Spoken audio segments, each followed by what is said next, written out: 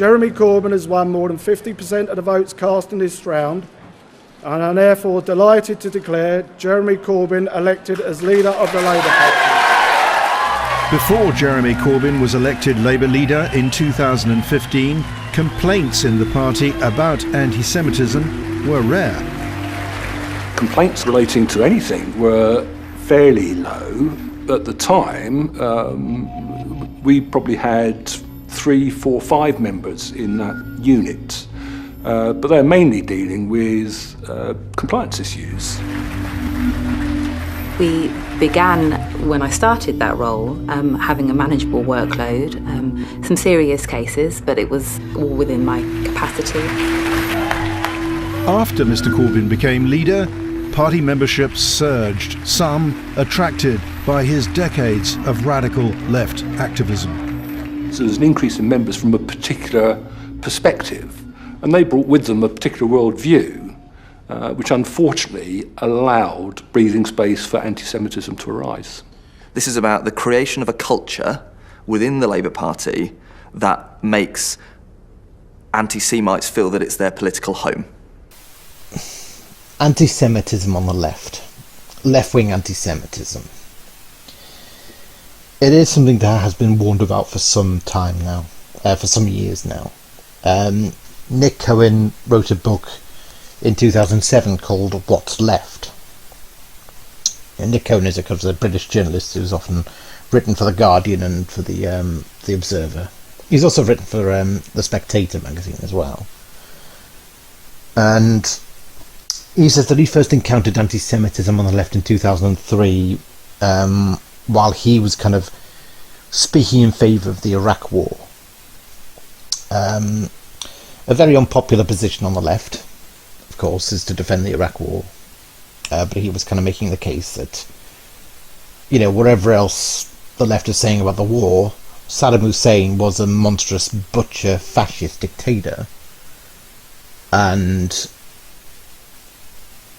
there are a lot of good reasons to depose him from power, and a lot of reasons that the left should support the Iraqis on the ground who were in favour of deposing Saddam from power.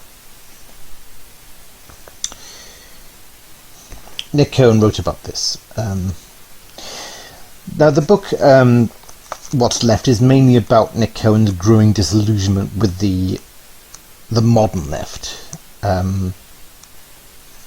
As he noticed in the early 2000s, as he noticed that he was appalled by the left's reaction to 9/11 and how so much of the left, the British and European left, seemed to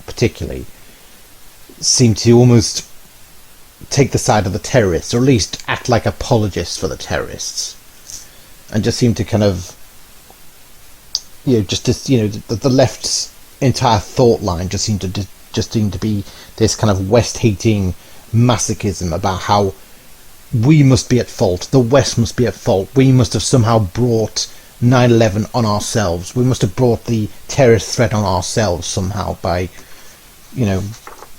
the way we've treated the rest of the world. And he described that he kind of was going more and more, he was drifting further and further away from this left-wing orthodoxy. And he just found it very, very tasteless, and just indeed making excuses for the worst terrorists. And he felt the same way about the Iraq War, that just the anti-war protest, the Stop the War coalition, in protest of the Iraq War, just seemed to be completely obtuse and myopic about the fact that Saddam Hussein was, at the end of the day, a vicious, murderous, evil dictator. A fascist dictator. And he warned also that much of the march seemed to be this kind of coalition of the far left and the Islamic religious right. And he talks about the fact that once he kind of started speaking out against this, he started to be subject to a lot of anti-Semitic abuse on the left, or certainly a lot of he was kind of made the subject of a lot of anti-Semitic conspiracy theories on the left. He says it here. He says in his book that he was, let's see. On the Saturday of the 2003 demonstration against the war in Iraq, I watched as about 1 million people marched through London, and then I sat down to write for The Observer. I pointed out that the march's organisers represented a merger of far left and far right. Be careful, I said. Saddam Hussein's Iraq has spewed out predatory armies and corpses for decades.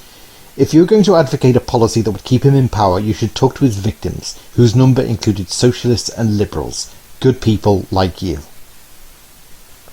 The next day I looked at my emails. There were a lot of them. The first was a fan letter from Anne Leslie, the Daily Mail's chief foreign correspondent, who had seen the barbarism of Baathism close up. Her cheery note ended with a warning. You are not going to believe the anti-Semitism that is about to hit you. Don't be silly, Anne, I replied. There's no racism on the left. I worked my way through the rest of the emails. I couldn't believe the anti-Semitism that hit me. I learned it was one thing being called Cohen if you went along with liberal orthodoxy, quite another when you pointed out liberal betrayals. Your argument could not be debated on its own merits. There had to be a malign motive. You had to be in the pay of international tycoons or neoconservatives. You had to have bad blood. You had to be a Jew. Try it yourself. If you don't believe me. Go onto a leftish website and put your email address at the bottom of a piece expressing doubt about a part of current liberal left thinking. Praise an aspect of American policy or condemn Al-Qaeda. You can call yourself Kathleen Ni-Hulian for all the difference it would make. The odds are you will be accused of Zionism. I never expected to find anti-Semitism on the left. Perhaps I was being naive. But it is quite extraordinary. The extent of it, and it's quite extraordinary how it's tolerated, how it isn't called out, and they don't understand what goes with it. They don't look at organisations like Hezbollah or Iran and say, hold on a second, okay, they're anti-Semitic, but that's just because of Israel. And then they don't say, but hold on a second, but look at the way they treat women, look at the way they treat homosexuals, look at the way that they dismiss human rights, the way they dismiss democracy. They don't understand that anti-Semitism actually goes along with that. And once you accept anti-Semitism, you have to not just throw out anti-racism, but you have to throw out all your progressive principles. Because historically, anti-Semitism has always been used by ultra-reactionary movements, who, again, the left should be against. Outsiders don't understand the enfeebling self-consciousness of political debate on the middle-class liberal left.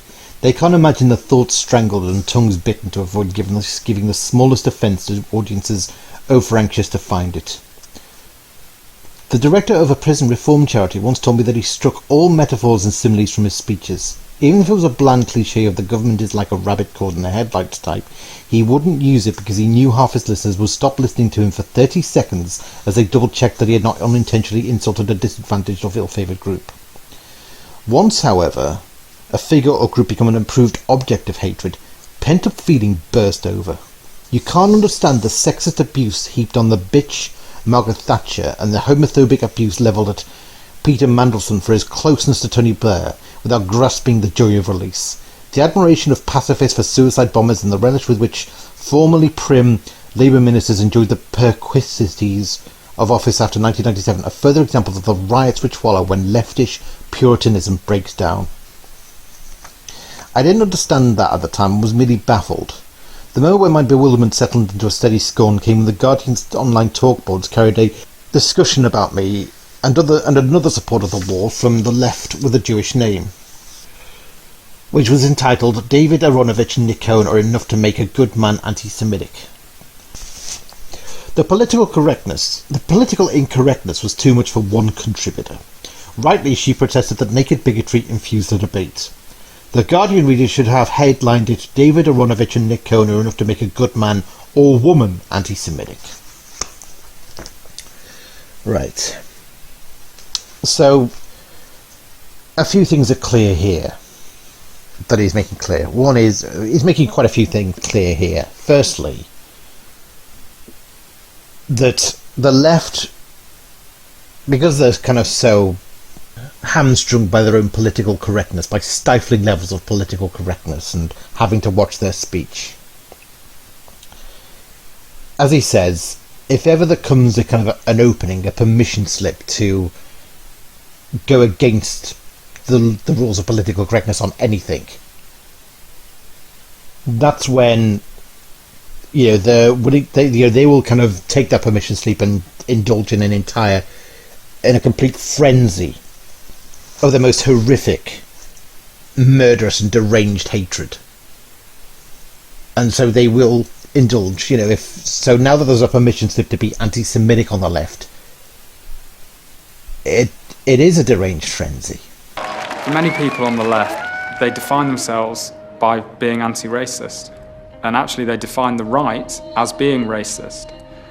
So in their world, they can't be anti-Semitic because they are left-wing. For Jeremy Corbyn and those who share his worldview, part of being anti-racist is near unconditional support for the Palestinian cause. In our thousands, in our millions, we are all Palestinians! Free, free Palestine!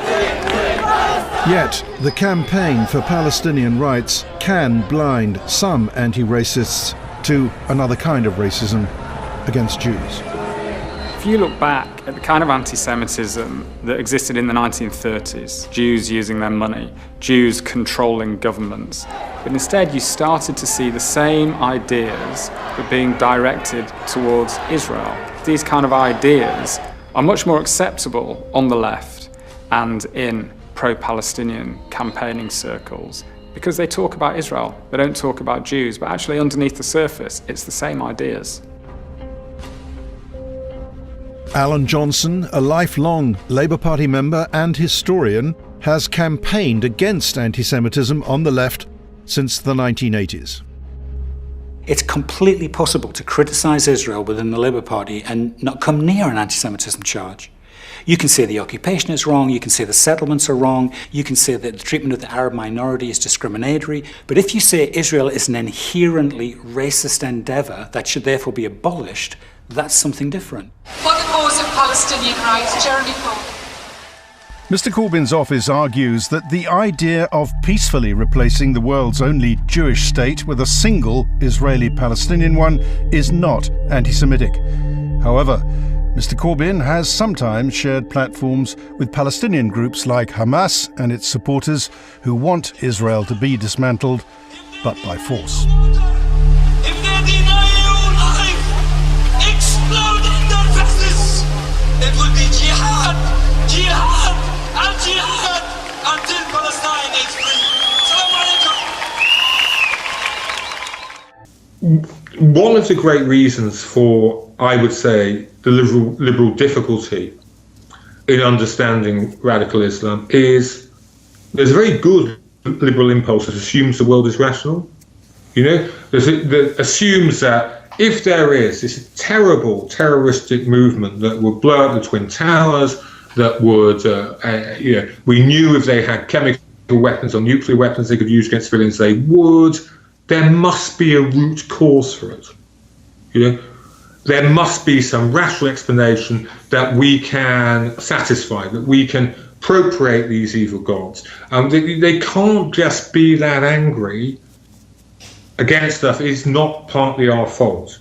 Yeah, I saw a lot of that actually right after the Paris attacks, because I saw immediately my friends on the left saying American foreign policy, even though 2 days later, Boko Haram killed 140 people, and obviously that has nothing to do with American foreign policy. But there's this rationalization, even though at the same time, the people who did the Paris attacks were saying this is for religious purposes. Yeah, but your friends on the left just ought to go and read the history of Nazism, the history of communism. Yes, there are rational reasons that you can blame.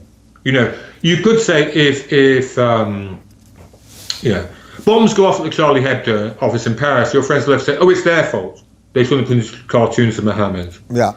People are slaughtered at a Jewish supermarket in Paris, a hyper-cash supermarket. Oh, it's their fault.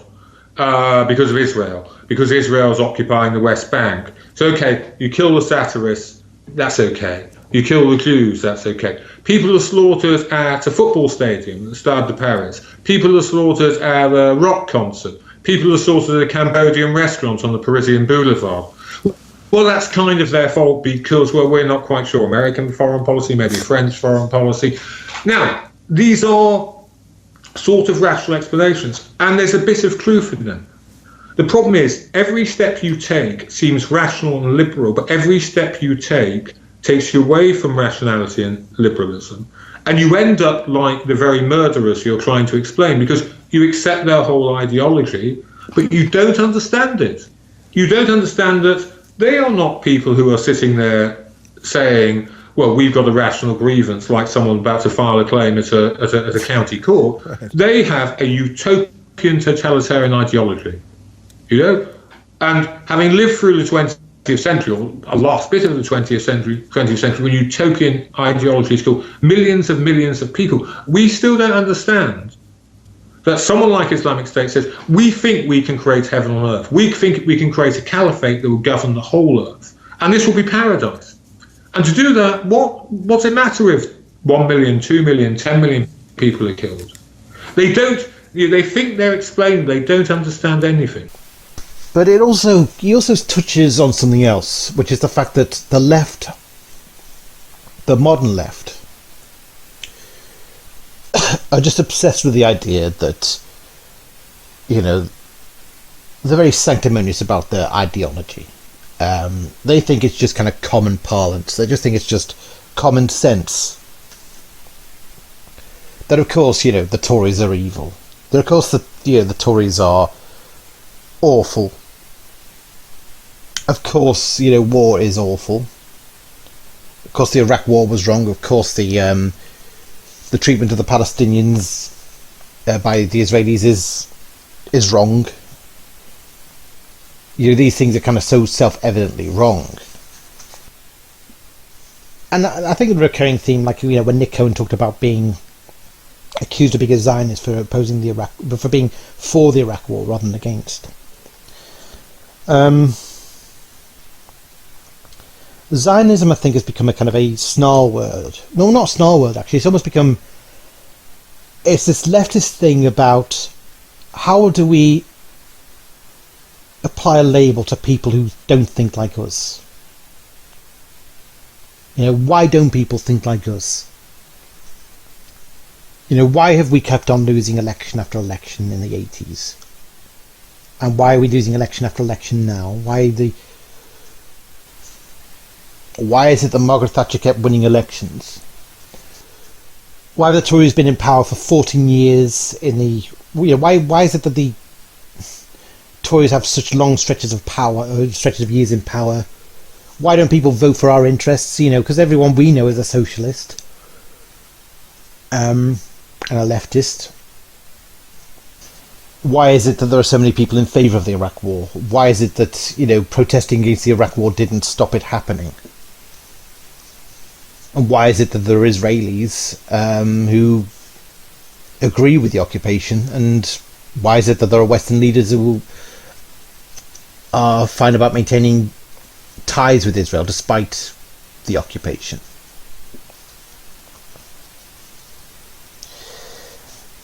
And of course, you know, the leftist cannot, you know, the average leftist cannot comprehend this without thinking in terms of, you know, that their enemies on the right must be just inhuman.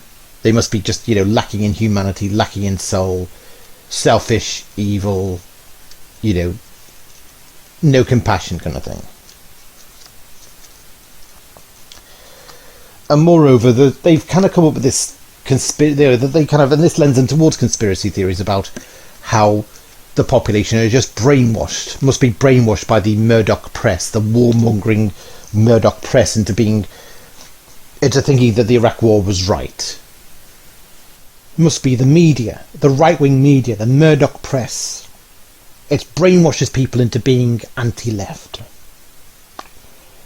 But with that comes, you know, well, people who don't think like us, well, they must be far right, they must be fascists.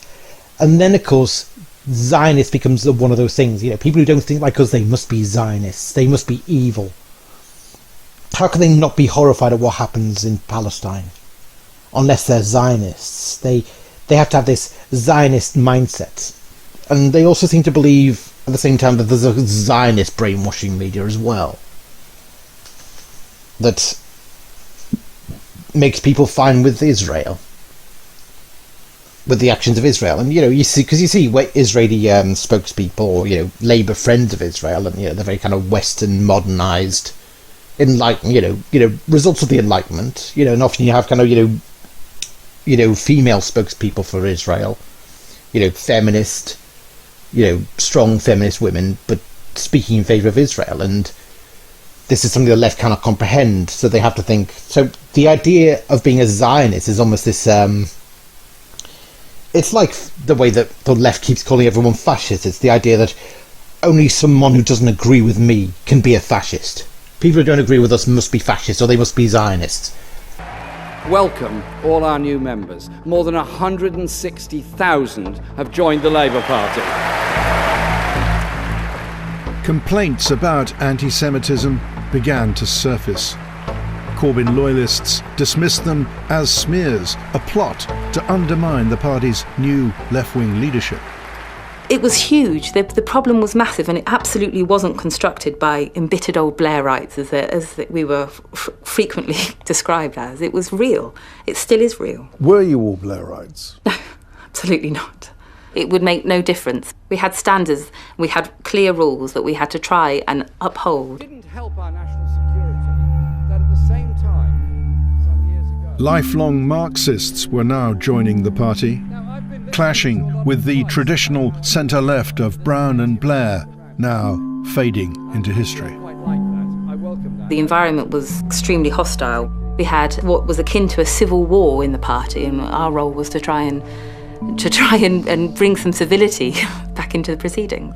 The civil war between members and new members was just unbelievable. It went a mushroom cloud of abuse, and it wasn't pleasant for anyone.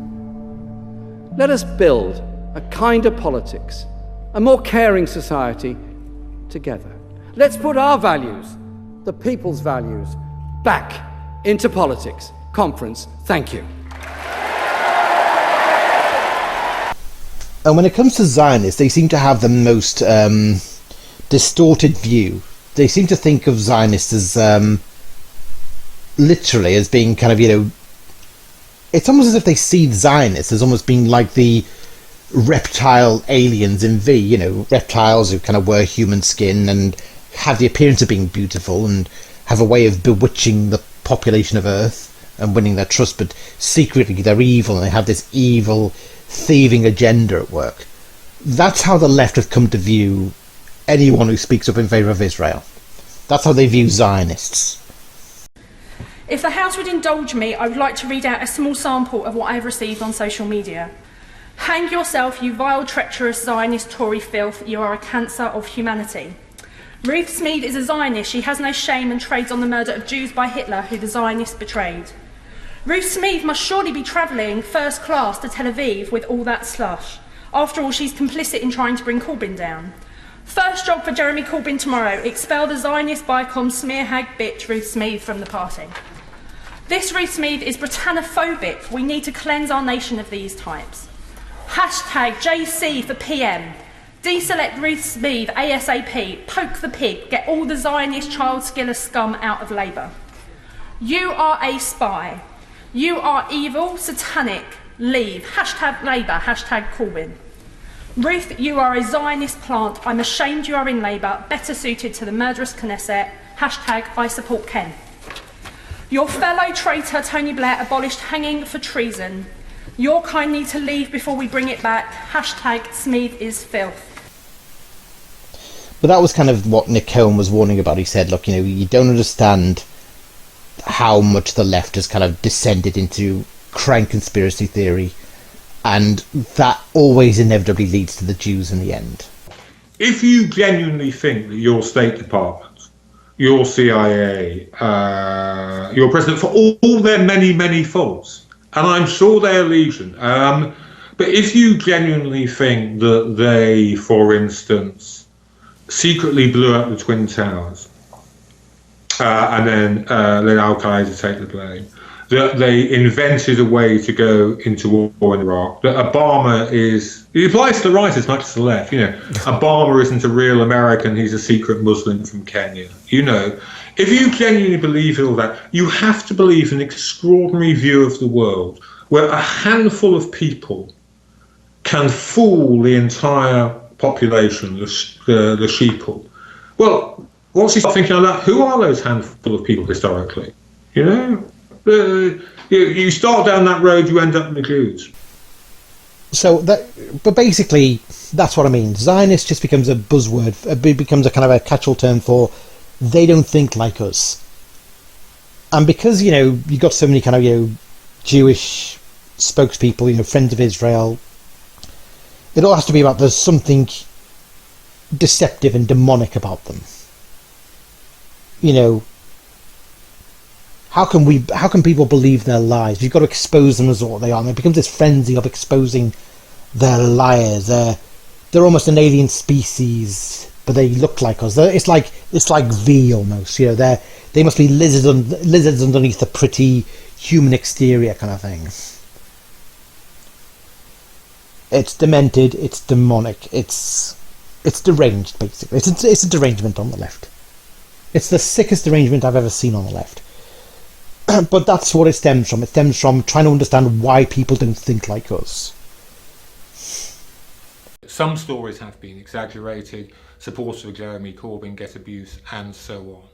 However, what is undeniable is that before Corbyn became leader, the Labour Party was a relatively civil place. There was nothing like this. And since then, I think hundreds of thousands of particularly young left-wing activists are learning a hard political lesson about what the far left is really like. Anything goes. Anti-Semitism, misogyny, homophobia. It's as if the veneer of political correctness is painted very, very thinly on many people on the left. As soon as they're challenged, all the old sneers and hatreds about women and Jews just pour out of them. I think if you're a woman or a Jew on the left, as long as you toe the line, you're okay. But my God, you start thinking for yourself and it all comes out.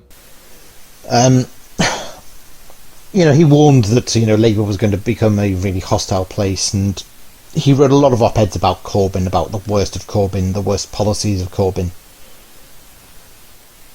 And as it happens, there soon was an anti-Semitism scandal in Labour. The first signs of it were, I forget whether it was just obviously a lot of hay was made about the fact that Corbyn had, you know, described Hamas and Hezbollah as friends and as, you know, a group kind of, you know, committed to social justice and progress in the Palestinian territories. The idea that an organisation that is dedicated towards the good of the Palestinian people should be labelled as a terrorist organisation by the British government is really a big, big historical mistake. You know, inevitably a lot of the Jewish population of Britain were going to be, you know, Jewish organisations in Britain were going to be very, very concerned about this. But the fact that, you know, this guy was now in the running to become potentially Prime Minister, like there was a chance for him to become Prime Minister. So, you know, there was a lot of concern about that. Mr. Chairman, ladies and gentlemen, something tells me you're expecting to hear me call Jeremy Corbyn an anti-Semite. There's been a bit about this in the press, and well, you know. But I'm not going to call him anything. He says he isn't an anti-Semite. Hamas says he isn't an anti-Semite. The white supremacist David Duke says he isn't an anti-Semite. And that's good enough for me.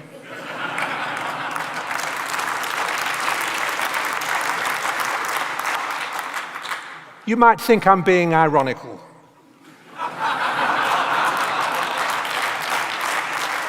Ladies and gentlemen, I am incapable of irony.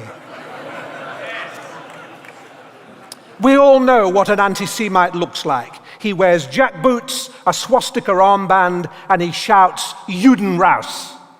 Jeremy Corbyn wears a British Home Stores vest under his shirt and is softly spoken. Anti-Semites accuse Jews of killing Jesus. Corbyn is an atheist and seems not to mind whether we did or we didn't. Whether that's because Jesus was Jewish and killing him meant one less Jew in the world is not for me to say.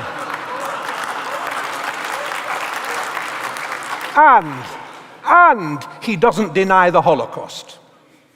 Mind you, he knows a man who does. In fact, he knows a surprising number of men who do. Then there was an incident at one Labour meeting where Mark Wadsworth, this Momentum activist, this really kind of very unpleasant Anorakish type, very kind of, really horrible Anorak type, appalling social skills, kind of stood up and he publicly berated Ruth Smeeth. I saw that the Telegraph handed a copy of a press release to Ruth Smeeth MP, so you can see who's working hand in hand. I'm pleased. She is a Jewish MP who didn't like being linked to a conspiracy. I'm Mark Wadsworth, you might have heard of me. And today he was expelled from the party, even if he denies he was the one bringing it into disrepute. Well, we all know there's been disgruntled elements within the Parliamentary Labour Party that will simply not accept Jeremy Corbyn as their leader. It was obvious back then that he's on Jeremy Corbyn's side, but today he claimed the loyalties had been returned. The leader has told mutual friends he wasn't embarrassed because he doesn't see that I did anything wrong. And it got to the point where Ruth Smeeth actually left the room crying. And it was a horrible sight.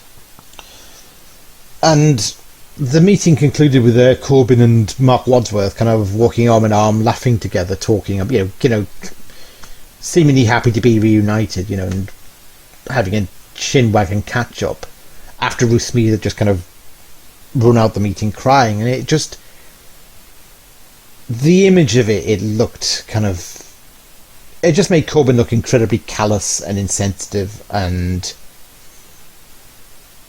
a bit of a misogynist, really. And it kind of, it jarred with the idea of him as this kind of, representing a kinder, gentler politics. Just didn't fit with that. I mean, Corbyn was asked about this. He actually did have to attend a meeting with a Jewish group who asked him about these things. They asked him why did you refer to Hamas and Hezbollah as friends? What about this incident where Ruth Smeeth, did you not see Ruth Smeeth, walking out the meeting crying? And he said, I didn't notice she'd walked out.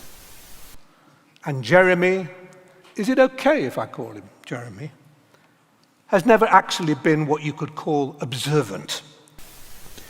But it seemed insensitive at best.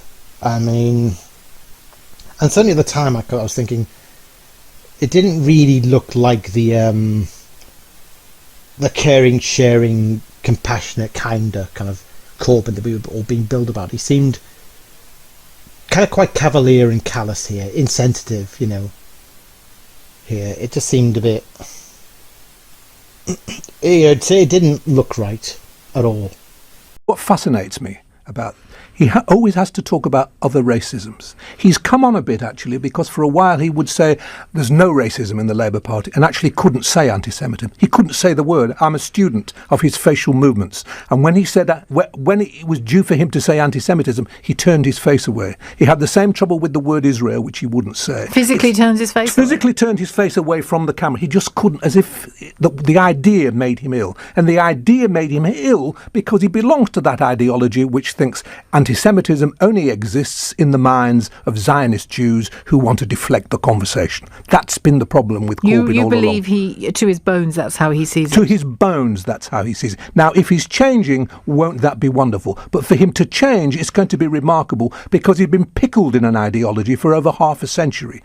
He takes pride in the fact that he's never changed his mind. People think that's wonderful. He's thought this all along. I'm terrified by people who don't change their minds. To have a lively, open mind means you think, I thought wrong wrong in those days. He's been or I stuck knew in. less.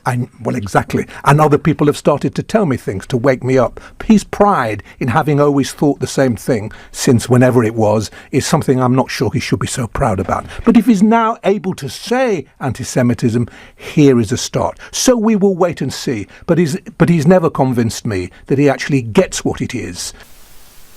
And the thing is, I knew that probably, from reading Nick Cohen's book, that there probably was a problem with anti-Semitic cranks on the far left.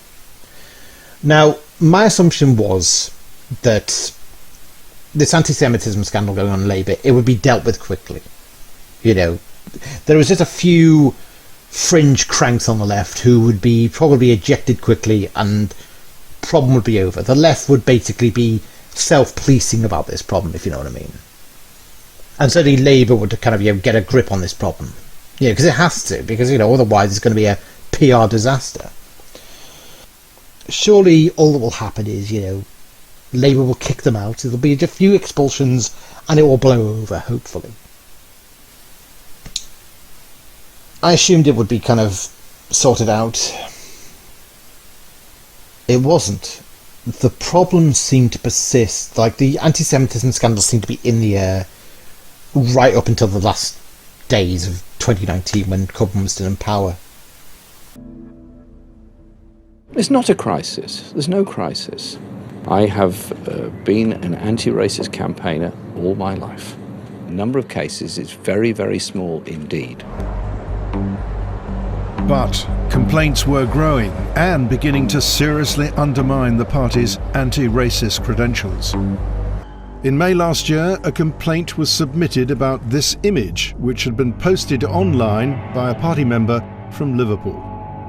This was an image of an alien creature clamped onto the Statue of Liberty, the symbol of American freedom, with a big Star of David on its back. The same Star of David that you see on Jewish prayer books, you see on the walls of synagogues that Jewish people wear, on jewellery. And the meaning of this image is that Jews are an alien creature sucking the life out of America. It's an image that belonged in 1930s Germany. It was such a shocking image, and to me and to most of us was so clearly anti-Semitic. But not, apparently, to the disputes team's new boss, Thomas Gardner. A lot of the time he would bring up Israel and say, well, actually, no, I don't believe this is anti-Semitic. I believe this is, anti-Israeli or, anti the state of Israel. The image had been posted by this woman, Kayla Bibby. She described it as the most accurate photo I've seen all year. The complaint had been made by Ms. Bibby's MP, Louise Ellman. But Thomas Gardner refused to suspend Ms. Bibby against the recommendation of the disputes team. It was Momentum who were the really vicious anti-Semites. Or certainly they were militantly anti-Zionist. And they thought that, that they felt that their task in coming into Labour was to drive out and intimidate the Blairites, but also the Zionists as they saw it. The Labour Friends of Israel types. The Blairites. There was the feeling that because Nick Cohen has said this. Once he kind of started writing articles about the Iraq War, and his case for why I think A, it was right to depose Saddam Hussein, and B, it's right to support the socialists in Iraq, the trade unions in Iraq who are kind of under fire from the Ba'ath Party and all that. It's our job to back them. He got inundated with all kinds of anti-Semitic, emails accusing him of being kind of a Zionist who just wanted to, it was basically, it was as if the left were insisting that he was, these fringe, these people on the left were insisting that because he was, that it was the Israeli lobby, or it was Israel's agenda to get Saddam Hussein toppled, and that's why we went to war. That it was all part of a Zionist plot. So anytime anyone ever wants to see how anti-Semitic the Labour Party can be, or how anti-Semitic the wider left can be, all they need do is go look at those posts, check the comment threads, screenshot your horrendous comments, then click on your account and see that you've shared GMB Union content, Jeremy Corbyn content, Momentum content, and that you are advocating to vote Labour at this election. And all anyone need do is join those very close together dots and create a picture of an anti-Semite, which is probably you, if you are a card-carrying member of Momentum or the Labour Party. And on the case of Momentum, they're after the fact purging of people like Jackie Walker and whatnot. That fools nobody. That's just a PR exercise. You know, and you've got people who, they've got a theory for why the Jews are responsible for the transatlantic slave trade, why the Jews are responsible for international capitalism, why the Jews are responsible for the Holocaust, no jokes, for the Holocaust, that it was somehow a big gamble to get themselves the Holy Land, which is classic putting the cart before the horse. You are retrospectively seeing what happened and tying a narrative together which doesn't tie together to fit with the opinions that you held anyway, which is the Jews are bad. And that's what you people are. And I've been watching you do this from the inside for 4 years. These Momentum activists seem to see Blairites and Zionists as the enemies that they had to intimidate out of the party. And the degree of anti-Semitism, it just seemed to be kind of, from an outside looking in perspective, it sounded like it was off the chain. It was off the charts. The anti-Semitic abuse I received was what I was subjected to every single day. Telling me Hitler was right, telling me Hitler did not go far enough. In Labour Party meetings, we've seen people engage in Holocaust denial, and that's terrifying for Jewish members. It absolutely breaks my heart to say, but I do not think the Labour Party is a safe space for Jewish people anymore. The thing is, now, after seeing the anti-Semitism that's erupted since October the 7th, and so much of it coming from the left, I'm inclined to believe their account more. That there was a real problem of far-left extremists in the party. Now, when it comes to Corbyn himself, unfortunately, I think he's just kind of a figurehead that's so many kind of far-left figures are gravitated to, and that's what the far-left bring with them. Do you think Mr. Corbyn is anti-Semitic?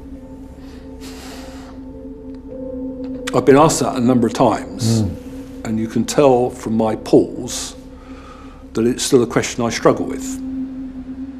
I don't believe that Jeremy Corbyn is anti-Semitic. I know Jeremy, I've known him for 14 years, and he is a passionate believer in equality, in ensuring that hatred and intolerance in wherever it manifests itself is tackled and is challenged. And so, no, I don't believe that Jeremy is anti-Semitic.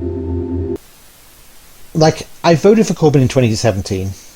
I was still of a mind that we should try and get the Tories out of power, and I thought, look, a vote, election year is your one chance to exercise some political power. It might be your one chance to get rid of the Tories, so do it. And I voted for him in 2017. And Labour did seem to make a big gain that election, 2017. They didn't win, obviously, but the Tories did suffer a scalp. They suffered quite a loss, to the point where they needed to form another coalition government, and this time they formed it with the Irish DUP party. I mean, really, the 2017 to 2019 period should have been a boom for Corbyn. I mean, the biggest disaster for the Tories was, firstly, the constant infighting over Brexit.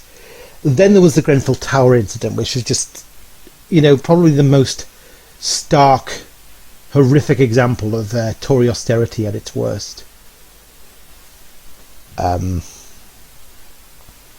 And Corbyn actually went down and met with the people, so there was again, it should have been a boom time for support for Corbyn.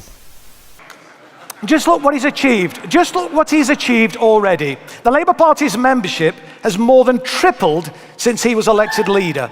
In fact, Labour's membership's considerably higher than every other political party put together. But it's not just Labour's soaring membership that's impressive. He's restored hope to millions of people who'd given up on politics. And he's inspired young people in a way that we've never seen before. So what's his secret? Well, the truth is, it's pretty straightforward. Labour is now offering a real choice. Free market economics has failed millions of British people, and working class communities have been hardest hit. Thatcher's promise of a shareholding, property-owning democracy was a fantasy. But the confidence trick worked and delivered substantial electoral success. In fact, Thatcherism was so successful that it gave birth to Tony Blair and New Labour.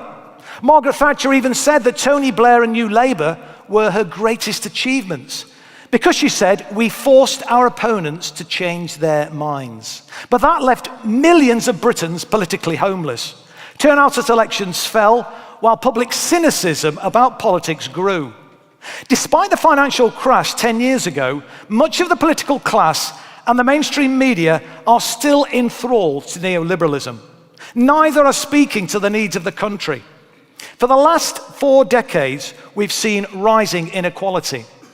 But the preceding 34 years, when inequality narrowed to such an extent that as a 19-year-old apprentice bricklayer in 1976, I was able to buy my own house. It was a brand new 3-bedroom semi-detached house backing onto a nice waterfront in a desirable village 8 miles south of Derby, and it was only 3 times my annual wage. So another world is possible, but it requires political will. That's why Corbyn's message that he'll make a future Labour government work for the many, not the few, is resonating. Now, if you want me to identify where I think opinion began to turn against him, it was probably, I think, personally, I think it was the Shamima Begum.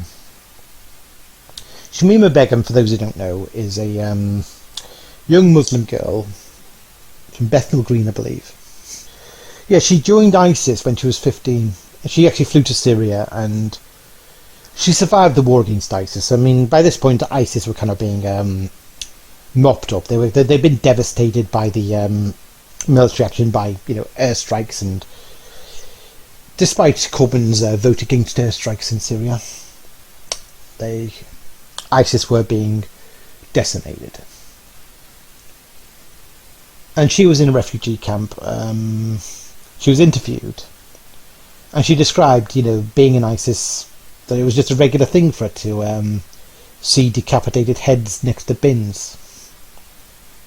And when she was asked about the Manchester Arena bombing, she said, well, I just saw that as blowback, as revenge for, the West bombing us, kind of thing.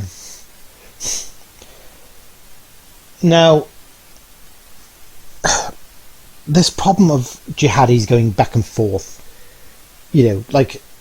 Blair actually struggled his best to try and put a block on returning homegrown jihadis flying off to training grounds in Yemen or Afghanistan or wherever.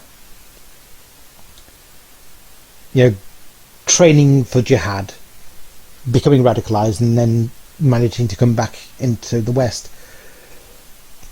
When Tony Blair realised what a problem that was, he did try to block it. He did say, well, we got to block their return, stop their,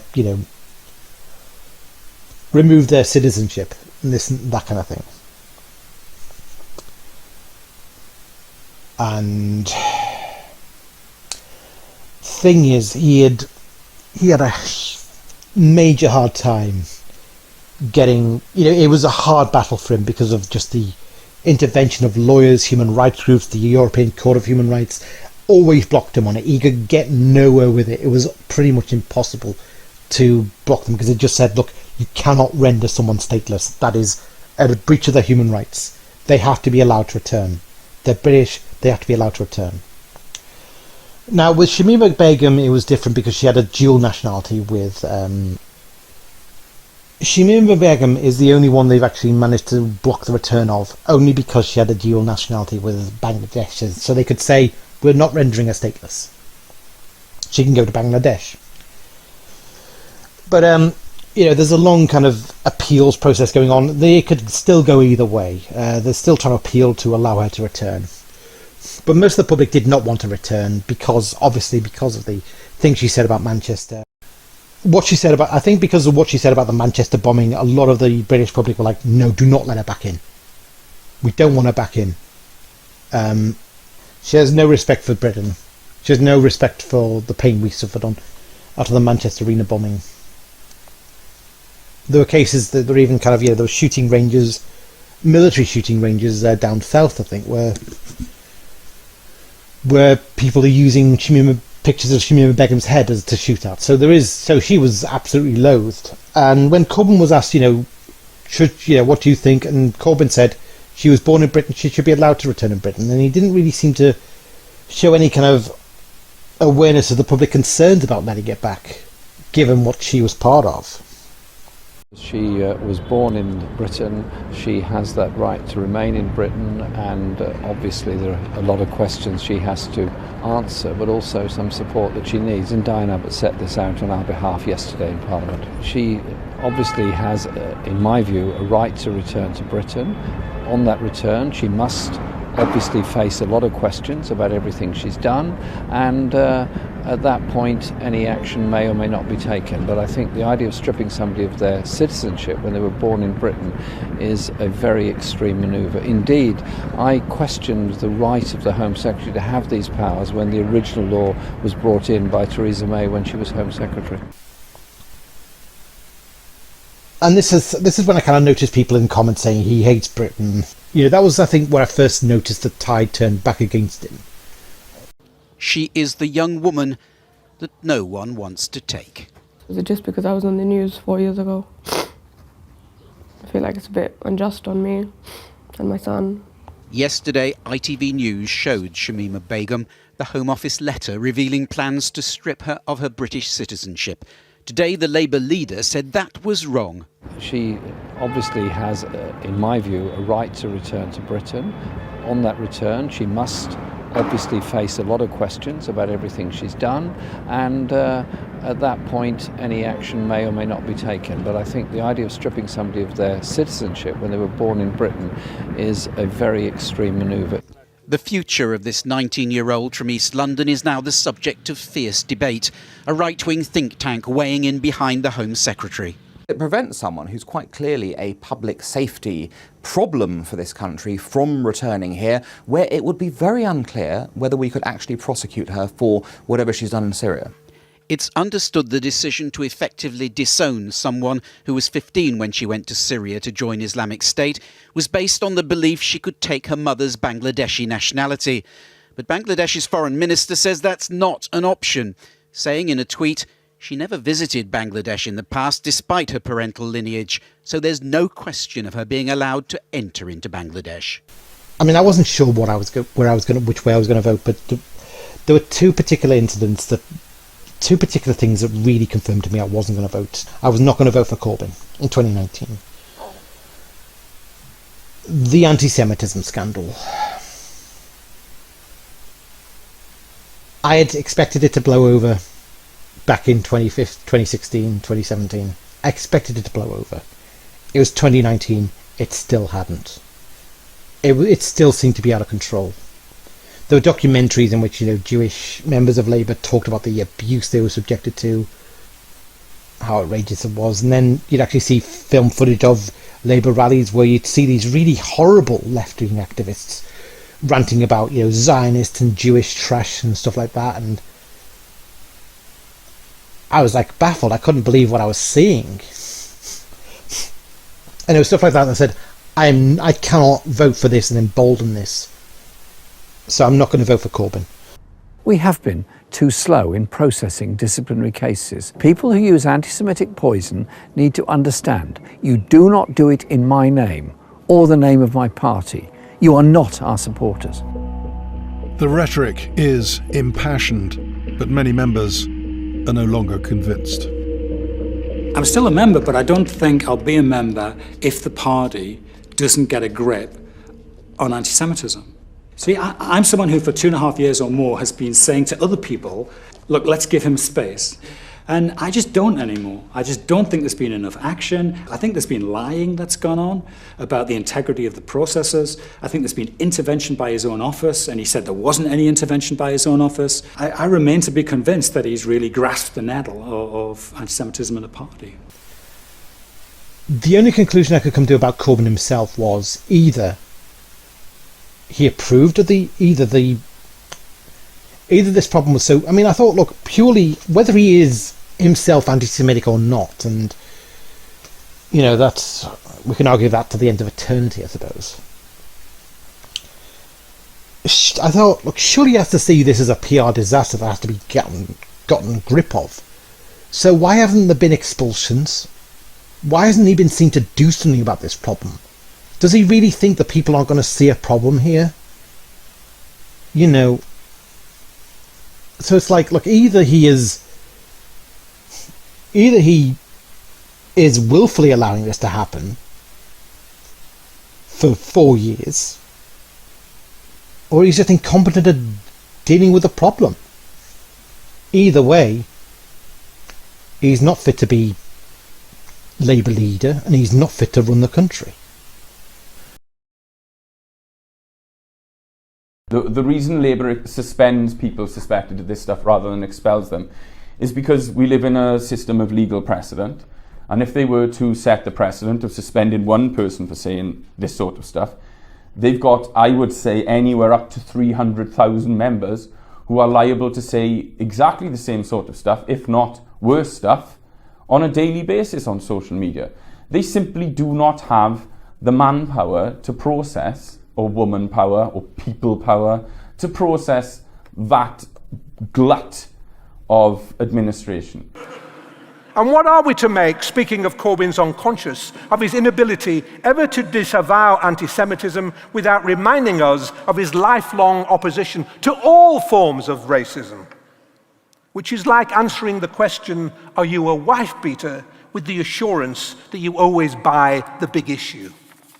Because anti-Semitism, ladies and gentlemen, isn't quite a racism. It's closer to a superstition, embedded in theology, shrouded in medieval irrationality, updated to suit leftist economics, and exhumed whenever a single explanation for all the evils of the world is sought. To talk of anti-Semitism as a racism is a contradiction in terms for Jeremy Corbyn, since in his eyes, Jews are neither downtrodden nor exploited, but are, as usurers, colonialists and conspirators, the very source and fount of racism themselves.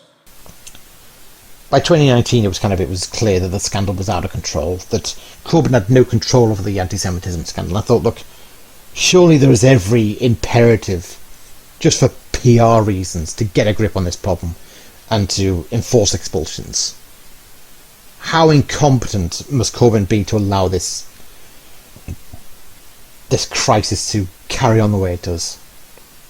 If he can't deal with the anti-Semitism problem in his party, either he is anti-Semitic or he's just incompetent. Either way, he's not fit to be Prime Minister.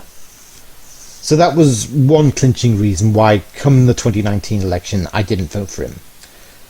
The other clinching reason, and I have to say this was the more clinching reason for me, the thing where I could not vote for him, was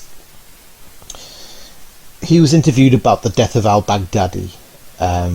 This was 2019. ISIS had finally been defeated in Syria and Iraq, despite, of course, Corbyn voting against airstrikes on ISIS. And he was asked what he thought about the death of al-Baghdadi. And he was reminded about what he'd said about bin Laden. That he'd said, bin Laden shouldn't have been killed by special forces, he should have been put on trial. Baghdadi, basically there'd been a US raid on his compound in Syria, and with hunter dogs. The US forces tracked him down, and he was in this compound with his family and with, various ISIS bodyguards as well. The US forces raided, and by the end of the raid, Baghdadi was dead. Yeah, he was dead. And Corbyn was asked about how he felt about the death. LBC kind of asked him about this and said, you are on record of referring to the death of bin Laden as a tragedy. Well, what do you make of the death of... what do you say about the death of al-Baghdadi? And Corbyn's response was to waffle on about international law and about how we should be seen to practice what we preach about justice. And if we could take him alive and put him on trial, that's what should have been done, and this and that. And just staying on foreign policy, in 2011, after US Special Forces killed Osama bin Laden, you said it was a tragedy that the Al-Qaeda leader was dead, rather than being captured and put on trial. So is the recent death of ISIS leader Abu Bakr al-Baghdadi a tragedy? If we preach international law and international legal process through the International Court of Justice in The Hague, then we should carry it out. And if it's possible to arrest somebody and put them on trial, then that is what should have been done, and that is what I said about the death in 2011, and it would continue to be my principle. If we believe, as we do, in international law and justice and the power of the International Court of Justice, then we should do everything we can to bring people where they deserve to go on trial to be put on trial, as was Milosevic and others. He just waffled on and on about, international law and, we should practice what we preach about international law and be seen to put him on trial and, enforce the rule of law and this and that. I mean, while nobody celebrates the death of another human being, this is a man whose victims were drowned in cages, and some of his victims were British, so is his death not something to be looked at as a good thing? Him being removed from the scene is a very good thing.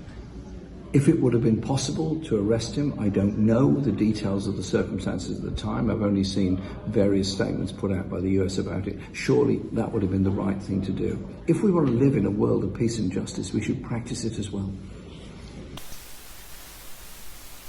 I mean, I remember kind of coming away from that thinking, well, so many things just sat wrong about that response, because it was just seemed to be... He just seemed determined to cast some kind of doubt, some kind of dispersions on the US forces involved, and to make out that they must have been in the wrong somehow. They failed to take him alive. They'd been the ones in the wrong. They were too trigger happy, and somehow al-Baghdadi was the victim in this. And, a lot of people were scoffing at this, thought, look, the guy probably had a suicide vest on him. Do you really think you can take someone like that alive? And that was the problem, really. It just seemed like his knee-jerk reaction was to somehow make al-Baghdadi the victim. Or to assume he was the victim. And, which just didn't make sense, and it was... I mean, to my mind, it was just going to be completely lost on the general public. Because the general public would think, look, this guy was a scumbag. This guy is responsible for inspiring the Manchester Arena bombing, the Paris attacks, the Sweden truck attack, the Berlin truck attack, so many terrorist attacks throughout Britain and Europe. And he led ISIS and, who beheaded aid workers, British aid workers, live on camera. They committed a horrific genocide against the Yazidis. They filmed themselves massacring the Iraqi army, bound them and executed them with live fire on camera. And they burnt Jordanian pilots alive. They burned people alive. They took sex slaves. What? I mean, it's like, what? How the hell can you have any sympathy with this guy? How the hell can you see this guy as a victim? And it kind of started to kind of clinch to me that there really was no terrorist out there too vile for Corbyn to sympathise with, provided they were anti-Western, or provided they were up against the West. And I thought long and hard about it, and the main thing that kind of that struck me is that no common person would think that there was anything at all wrong with what the US forces did.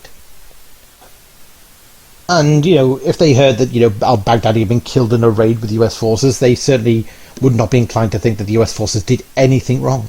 Even if they have the most cynical view of the military, they would probably think that US forces probably didn't do anything wrong, and that it was just a foregone conclusion that Baghdadi was an evil, deranged fanatic, and that he just refused to be taken alive. And so the special forces if the special forces had to shoot him, they probably did the right thing in killing him rather than risking their lives to try and take this scumbag maniac alive. Why should the soldiers risk their lives to take him alive? You know, they should place their own safety first, rather than save a scumbag who's not worth saving. And it just seems strange to me that Corbyn's first instinct was to almost assume that the US forces had been the ones in the wrong, and almost to see the Baghdadi instantly as some victim of an injustice. And the only thing I could possibly think to be charitable would be if Corbyn had actually read up on the case. He'd read up on the details of what had happened, and he'd seen, you know, something listed in the incident of he could have been taken alive, he wasn't. He tried to surrender, no one listened. You know, that's the only ground on which I could see him actually having a plausible case for seeing Baghdadi as having been subject to any kind of injustice here. And then I kind of actually looked into the case of what actually happened to Baghdadi, because I was thinking, what can Corbyn mean? You know, what could the US forces possibly have done wrong in this encounter? You know, because that's the only way that this makes sense, is if Corbyn has maybe looked into the case of what happened and saw that maybe there was a chance to take Baghdadi alive. And I looked in, and the US forces absolutely did nothing wrong. The problem is, of course, that if you actually look into the case of the raid on al-Baghdadi, al-Baghdadi was not actually killed by US forces. What happened was he was being mauled by hunted dogs, and rather than be taken alive, he blew himself up. He had a suicide vest on him, and he blew himself up. Probably trying to kill the US forces trying to catch him in the process. But he also, in the process of doing this, he actually managed to kill 2 of his own children. Al-Baghdadi had children with him. He killed 2 of them. He martyred them when he blew himself up. He killed his own flesh and blood. You know, it's as if his final act in this world was just to make sure we were left in no doubt of what an absolute piece of shit this guy was. And yet Corbyn doesn't seem to know this. Corbyn clearly can't know this. Because if he did, then he'd understand that the injustice is that, you know, al-Baghdadi murdered 2 of his own children. And yet Corbyn is just, in his ignorance, instinctively assuming that al-Baghdadi could have just been taken alive, and it's the US's fault that he wasn't taken alive. The US forces could not possibly have done a single thing wrong. And you would know that if you'd read up on the case. But Corbyn hadn't read up on the case. If he had, then he would know that, you know, al-Baghdadi blew himself up. But it's like, so then I was left with, well, why the bloody hell was Corbyn's instinct to sympathise with this scumbag? And to make out that he was a victim of an injustice over and above everything evil this scumbag did?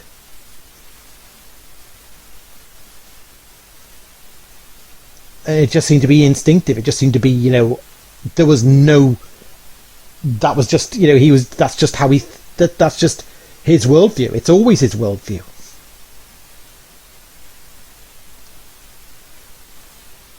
And I thought, That does it. I cannot vote for this guy. This guy is a national security risk in waiting. His instinct will always be to the enemies of Britain. He will always want to protect them more than the innocent. I cannot vote for this guy. There's no way I can vote for this guy. This guy cannot be our Prime Minister. I was determined then. It was like there was no way I could fool myself anymore. I couldn't turn a blind eye to it anymore. And I was just like, that clinched it for me. I thought, Corbyn is just completely hopeless. He's completely uninformed on the situation, and he is completely stubborn about always taking the side of the worst terrorist, no matter how vile, against the West. And it kind of settled it for me. There is no way I can vote for this guy. I am not voting for this guy. This guy is a national security disaster in waiting. There is no enemy of the West far too vile for him to somehow sympathise with and see as a victim. And there is nothing the military can do right or wrong that he will not have a problem with. In the fight against even evil forces like ISIS. And that kind of clinched it for me. I cannot vote for this guy. This guy is never going to change. This guy is hopeless. I'm sure the Labour Party have been trying their best to get him to sound sensible on national security, and still nothing productive has come from it. It was like I couldn't deny it anymore. And that clinched it for me. I was not going to vote for Labour. I was not going to have any hand in getting this guy elected Prime Minister. So, on voting day, I voted Green. It was the only one of the four options I saw myself being able to vote for. It was, Labour, Lib Dem, Tory or Green. There was no way I was going to vote Labour. There was no way I was going to vote Lib Dem. No way I was going to vote Tory. Really, I shouldn't have voted Green either, but I wasn't yet in the habit of voting rightward yet. And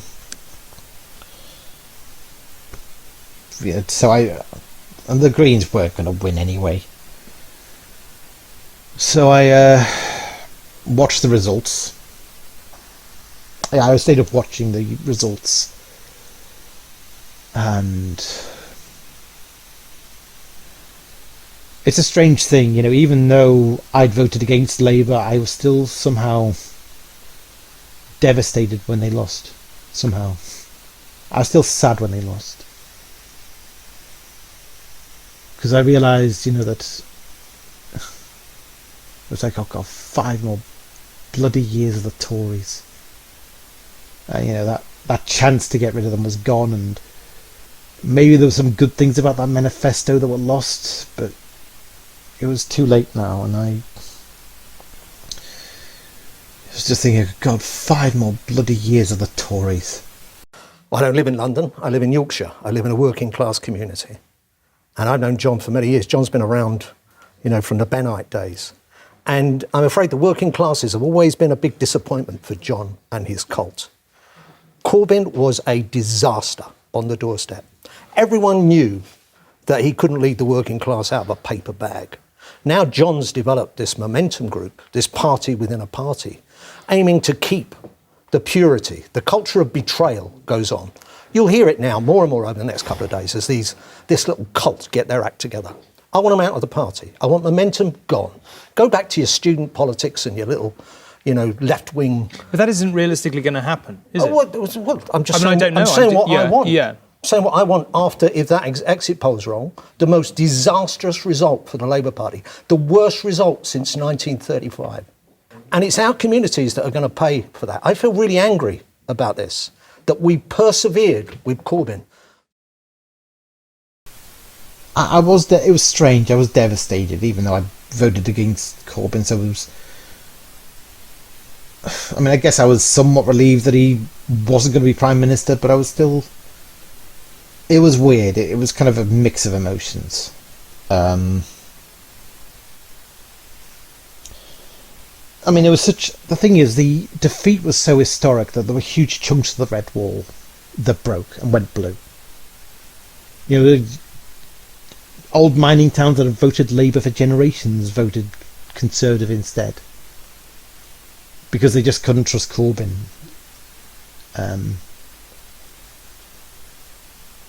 And it was said that whoever took over from Corbyn had an incredibly hard task ahead. You know, just to get the party electable again.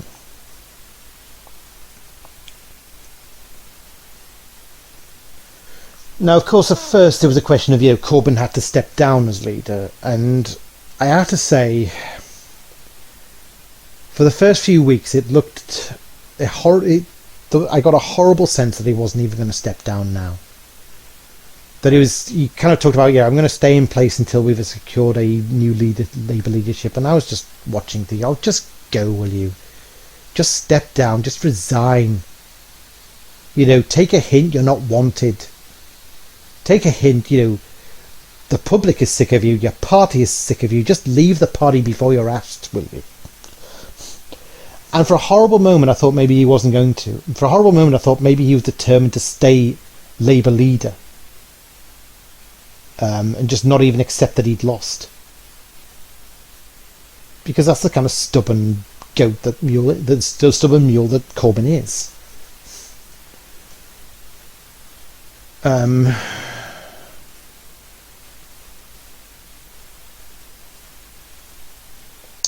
Eventually he did allow the Labour leadership election. The main candidates were, I believe it was Lisa Nandy, Keir Starmer and Rebecca Long-Bailey. Because we'd had a collective failure of leadership at the top of the party for years, where we'd allowed high-profile cases of anti-Semitism to go undealt with and unaddressed, and by doing so, we'd given a green light to anti-Semites everywhere that they had a home in Labour. Now look, I spoke up about this. I spoke up about it when I was in the shadow cabinet. It's the only time I broke collective responsibility, and I spoke up on every occasion in the 3 years after that. And the reason that I did that is because I am half Indian, and I know what racism feels like, and I know that it cannot be your battle alone to fight it. There is no such thing as being not racist. There is either being a racist or there is being an anti-racist. It requires you to take an active stance and to go out and challenge and fight for better. That is what I did. There is a serious question of judgment here. And I would just say this to Keir, is that I believe that you are sincere about this, but if we do not acknowledge how badly the shadow cabinet as a whole got this wrong, we will not earn the trust of the Jewish community, and those people that you talk about, who I want to see back in the party, will never look to us again. Lisa, you were in a shadow cabinet when this issue came up as well. And I spoke out. Not for the last 3 years. I spoke out publicly, and then I left and I didn't return. And I continued to speak out for 3 years. And, the shadow cabinet was offered sight of the submission to the Equality and Human Rights Commission, which was investigating Labour for institutional racism. Now, I do remember Sargon of Akkad had put out a stream after the election result in which he spoke to a group called the Alternative Left Group, in which he was talking about, the Alternative Left Group, it's a Facebook group. I was on that Facebook group, but he was kind of talking to the moderators of the Facebook group about, their ideas about developing a kind of alternative kind of leftism to the woke mainstream leftism. To try and get back to class issues again. And get back to what would win over what would be populist enough to win over the masses. Hey folks, I'm doing a chat with a Facebook group, the moderators of a Facebook group called The Alt Leftist Empire, which I've followed for quite some time. And in the wake of the Labour collapse at the moment, I figure that now's an interesting time to talk about what the problems of the left are from a sort of less adversarial perspective, a more constructive perspective. Because, at the end of the day, if the Tories are going to have a stonking majority, there does have to be a credible opposition just to essentially keep the balance, There is a culture of, real ideological purism, an extreme sense of you're with us or you're against us. They have an extremely Manichaean worldview wherein they see themselves as pure good and everybody outside their little enclave as evil personified. And it became apparent to me that we are not going to achieve anything remotely progressive politically if we go into it with this kind of a mindset. Because, I mean, by this point, Sargon had gone much more right-wing. Like, he'd had a brief stint in UKIP, in fact, because he felt that UKIP was the only party that represented was willing to fight the free speech corner, and fight against hate speech laws. Him and Count Dankula joined UKIP together, and they thought maybe they could bring some of their popularity from UKIP, from YouTube to the party. So Sargon had gone more right-wing by this point. And he clearly was not a fan of Corbyn. That much was obvious. But he talked to them about, what can the left learn in terms of how to... because he did say he felt like there has to be balance. That the left and the right have to be equally matched for there to be balance. You have to have a sensible left versus a sensible right. And so that kind of made me think, Sargon probably does have a good idea. Sargon probably does... he's always very critical of the worst excesses of the left. Maybe he would have a good idea for who should lead the Labour Party next in order to reverse its fortunes and get back to a sensible kind of leftism. And then a few weeks later, Sargon put out a video about the Labour leadership election, and he highlighted the stupidest excesses of David Lammy, who was in Labour, and he was... Labour, I mean, as we all know, David Lammy is a massive moron. The guy is an absolute clown, he's an idiot, and he's a complete... He's one of the stupidest race hustlers out there. The policing has vanished.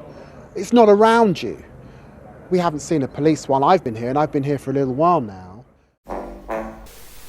And Sargon decided to get the hashtag Lammy for Leader going in this video.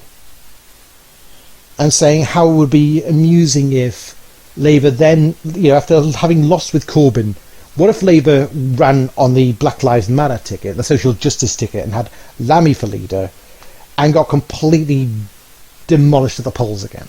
And he said, wouldn't that be a laugh? Let's do it. And I was like, oh, fuck off, Sargon. Half the country is fucking devastated at the fact we got 5 more years of the bloody Tories and Tory austerity to deal with. And you're fucking joking about, pissing about with the memes and being a clown and, for shits and giggles, trying to get Labour kind of, back to, even push Labour even further into electoral oblivion. I was like, fuck you, mate. Fuck you. And I think that was the point where I thought, this guy's a clown, and he's, you're just an I'm all right Jack type now, aren't you? You're all good, so, you don't have to worry about, the rest of us who are having to suffer 5 more years of Tory austerity. I was often the shadow cabinet member that did the media to try and explain what was happening, and expressed my concern many, many times about how we weren't tackling this in the way that I thought we should. But the time doesn't seem to be what he's saying. The time for retrospective criticism of each other has gone. We are in a crisis. And I know that it's been soul destroying for many of our members, because we're not an anti-Semitic or a racist party. But many of our members went out in that general election and they knocked on the doors of Jewish voters who didn't trust us, and they were frightened of the Labour Party. And we have to accept that that has happened, and we've got to rebuild that trust. And that's why we need to have an independent process for complaints, not just for anti-Semitism, for all forms of discrimination within the party. We've got to adopt any recommendations that the EHRC put forward in the coming months. And we need to have an auto-expulsion process for clear-cut cases of anti-Semitism and racism within our party. Okay, thank you very much. The way you have all changed politics, all 500,000 of you, the way you've changed politics in Britain for the worse is horrendous, and it's going to take 2 to 3 electoral cycles to clean the fabric of our politics. It's rude to pick on people because of what their religion is or what practice is. And so just as when we say to the people who throw bacon in a mosque, this is horrendous, it's rude, you don't do it, Yeah, by the same token, if the politics you're espousing means that any Jewish school in London needs to have guards, they need permanent security. Kids need security just to go to school because of you. It's soul destroying. It is not anything anyone in the wider citizenry will ever vote for. Criticism of the Israeli fascist state is not anti-Semitic. Well, I would put it to you that call in people defending their children from rocket attacks who have an Israeli defense force specifically because they got gassed by the score of 6 million in camps. I would say daring to call people like that fascistic or fascists or Nazis is a form of anti-Semitism, because you are calling a group of people who were wiped out by another group of people the name of the group of people who wiped them out. And it beggars belief that someone even needs to go through the linguistic simplicity of spelling that out to you. It's horrendous. And this is the first post. This is one post. I've been doing this 4 years. I've scrolled down one scroll on the first post, and this is where the conversation is. And you want to pretend that this isn't a problem, that you aren't overrun with people who conflate criticising the right-wing policies of Benjamin Netanyahu with criticising all Jews and the entire state of Israel. And I hate to get cliched, but George Orwell warned us about this. George Orwell said this was going to happen. Winston Smith's job was deleting words and rewriting it in a different way to come up with the new think. And that is what I've had to watch it in real time for 4 years. And I can tell you for a fact these people are an existential threat. I'm an old Bennite. I'm never voting Labour again. Not in my life. Not after watching this happen. Never. Not once. I don't care what things Labour promise me. I don't care what's going to happen to me personally as a direct consequence of voting the way I'm going to vote. I am never voting for this. Not ever. Now, in terms of the anti-Semitism issue, you would think, well, maybe this is hopeful. Maybe this is a hopeful sign that the public have kind of, saw Corbyn as being kind of the nexus point of leftist anti-Semitism at its worst. And they rejected him. They saw the problem, they rejected him, and in some ways maybe Corbyn gave most of the public a kind of a warning sign about how anti-Semitic the left truly are. They kind of prepared us for what was to come after October the 7th. It'd be nice to think so. I'd like to think so. But I'm just not so sure now.